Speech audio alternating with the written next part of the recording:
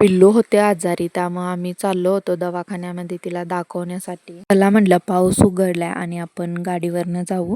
पण काय करणार, पावसाला हे बघवलंच नाही. पाऊस आला, त्यानंतर थोडं पुढे गेल्यानंतर आम्ही थांबलो. जसं गाडीवरून उतरलं, जसं कुठल्या तरी ठिकाणी थांबलं की पाऊस आत आल्यानंतर थांबायचा. जसं गाडी बसलं की परत सुरू व्हायचा.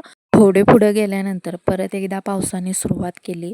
आता मला असं वाटलं की हा पाऊस काय आपला पाठीलाग सोडणार नाही सहजासहजी. काय हो, पण काय करणार, या पावसाने हात धुवूनच पाठीलाग घेतला होता.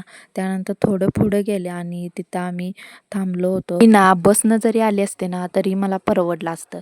पण काय करणार, माझ्याच अंगात मस्ती ना. मीच म्हटलं की पिल्लूच्या पप्पांना अजिबात नाही पाऊस हो, आपण जाऊन आपण निवांत येऊ शकतो. पण काय करणार, पावसाने पण जाम धुळा केला होता. पिल्लूंच्या पप्पांचाही मी वरडा खाल्ला होता. चला म्हटलं तिकडे जाऊ दे. हे पहा हळदी धरण, आता हे जरासं कमी बुडायला राहिलंय. 4 दिवस जर पाऊस पडला ना तर हे बुडणारच आहे. हे पाहून मला पाणी खूप भीती वाटत होती.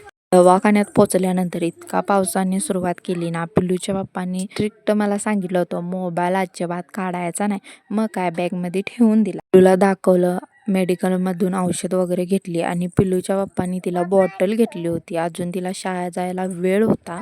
मी त्यांना बोलले होते की घेऊ नको, पण त्यांनी घेतली होती. काय करणार, लाडकी लेक आहे ना. घरी येताना ना पूर्ण मी भिजले होते. आम्ही दोघेही भिजलो होतो. पिल्लूला अजिबात भिजू दिलं नव्हतं, कारण का ती आधीच आजारी होती आणि जास्तच आजारी पडली तर, त्यामुळे तिला पूर्ण प्रोटेक्शन दिलं होतं.